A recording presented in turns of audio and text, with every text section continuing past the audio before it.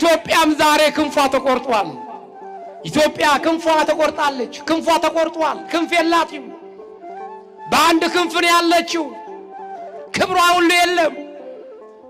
ክብሯ የሚመለሰው ሰላሟ የሚመለሰው መደመጥ ካስፈለገ በሌሎች ሀገራቶች ሁሉ ተፈሪነት እንድናገኝ ካስፈለገ የቀደሙትን አባቶችን እያሰቡ እንደቀደሙት ነገስታት እንደቀደሙት መኳንንቶች ለእግዚአብሔር ከተንበረከክን ወገኖቼ የኢትዮጵያ ክብር ይመለሳል።